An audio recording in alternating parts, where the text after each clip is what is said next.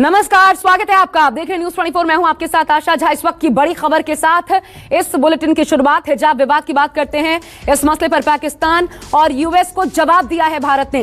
हिजाब विवाद हमारा अंदरूनी मामला है। मिनिस्ट्री ऑफ एक्सटर्नल अफेयर्स की तरफ से यह जवाब दिया गया है कि हिजाब विवाद हमारा अंदरूनी मामला है, इस पर दखल ना दे। हिजाब विवाद पर कोर्ट में सुनवाई भी जारी है। आईबी ने भी इधर बता दें आपको, हिजाब विवाद पर राज्यों को अलर्ट जारी किया है। तो पाकिस्तान और अमेरिका को जवाब भारत सरकार की तरफ से दिया गया है कि हमारा अंदरूनी मामला है, ये पूरा मामला कोर्ट में चल रहा है, विचाराधीन है, सुनवाई इस पर हो रही है, इस पर दखल न देने की एक तरीके से संकेत दिए गए हैं। तो देश भर में हिजाब के समर्थन में प्रदर्शन भी इधर तेज देखने को मिल रहा है। एमपी, आंध्र, तमिलनाडु में मुस्लिमों का प्रदर्शन देखने को मिला है। आपको बता दें, इधर जम्मू में बजरंग दल ने प्रदर्शन किया हिजाब के विरोध में। तो दो धड़े एक साथ नजर आ रहे हैं। देश भर में इस तरीके से अलग अलग धड़ों में बंटकर प्रदर्शन हो रहा है, कहीं पर विरोध, कहीं समर्थन।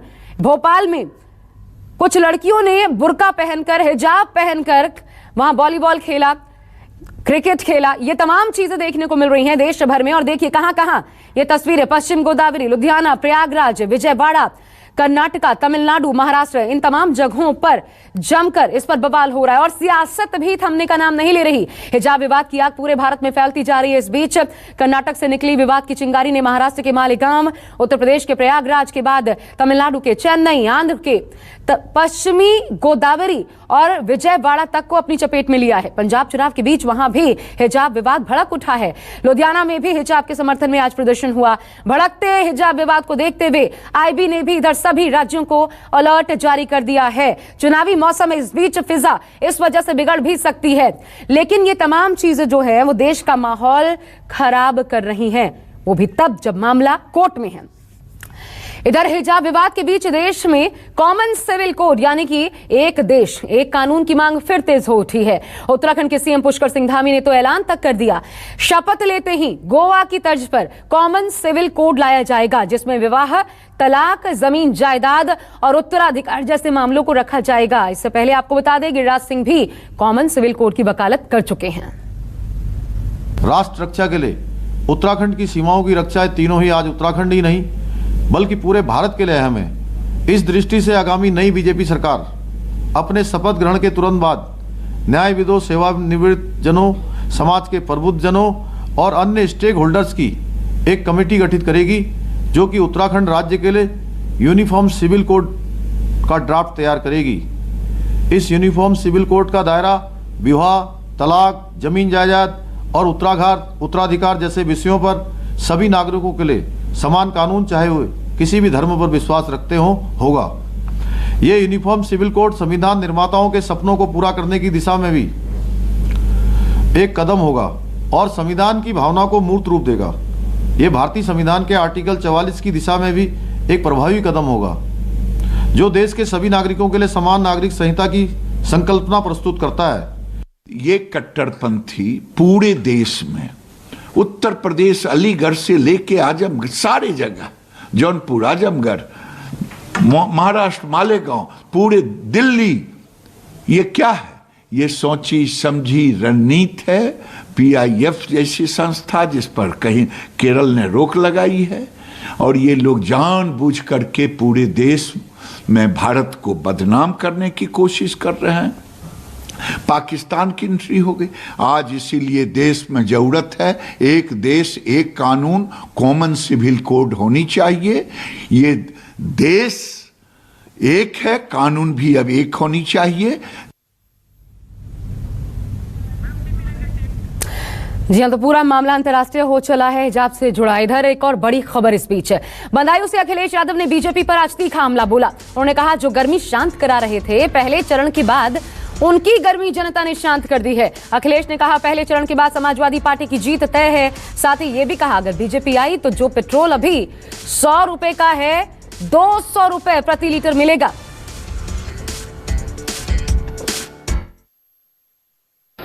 कि जब पहले चरण का वोट पड़ा है, पहले चरण की जनता ने ही फैसला सुना दिया है।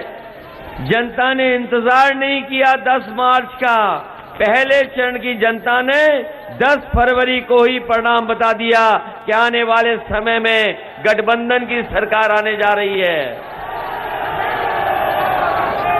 और ये दूसरे चरण का जो चुनाव होने जा रहा है, बताओ बदायूं के लोगों कितने वोट से जिताने वाले हो और सीटें कितनी जिताने वाले हो। इस बार तो लग रहा है पहले से ज्यादा तैयारी है। एक भी सीट कोई दल नहीं जीत पाएगा, पूरा सफाया होने जा रहा है।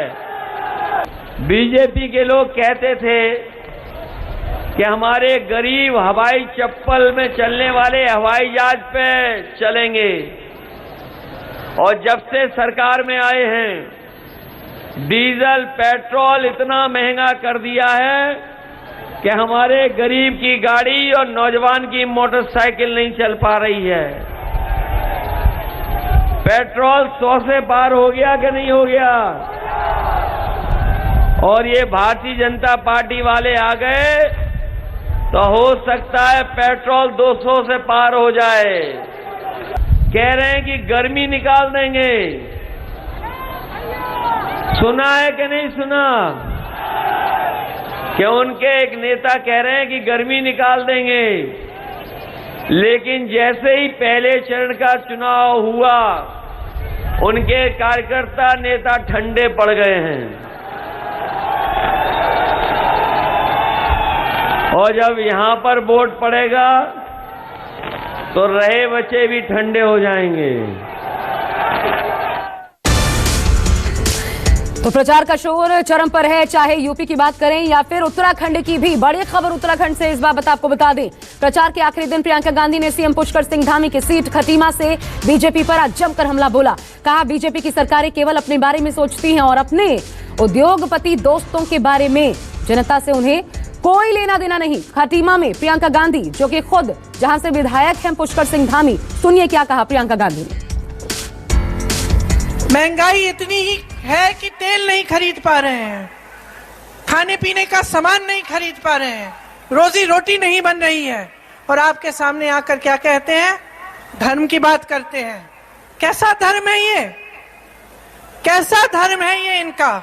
सबसे बड़ा धर्म एक नेता का क्या होता है?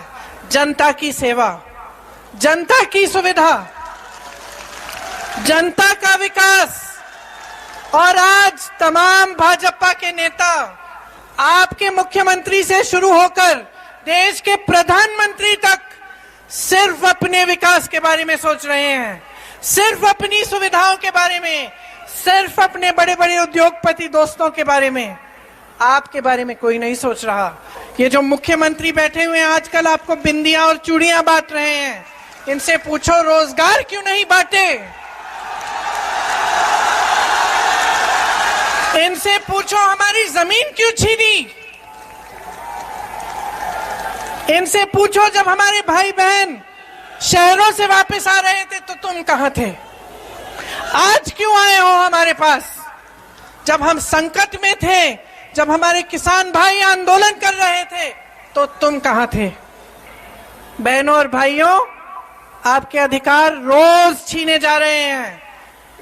मंदिरों पे आपके अधिकार छीने जा रहे हैं। मेरी थारू बहनें, आपकी जमीन पे अधिकार छीने जा रहे हैं। मेरे नौजवान भाई, रोजगार का आपका अधिकार छीना जा रहा है, आपको लूटा जा रहा है, आपको गुमराह किया जा रहा है। मैं एक ही बात कहने आई हूं आपको दिल्ली से, आंखें खोलो, अपनी आंखें खोलो और देखो कि पिछले 5 सालों में आपके प्रदेश के साथ क्या किया गया है। खबरें लगातार जारी रहेंगी, आप बने रहिए न्यूज़ 24 के साथ।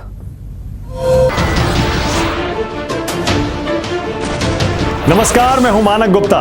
अगर आपको हमारा ये वीडियो पसंद आया हो तो इसे लाइक और शेयर जरूर करें, और हां, हमें सब्सक्राइब और फॉलो करना ना भूलें ताकि आप देश और दुनिया की कोई खबर मिस ना करें। तो जुड़े रहिए हमारे साथ और देखते रहिए न्यूज़ 24।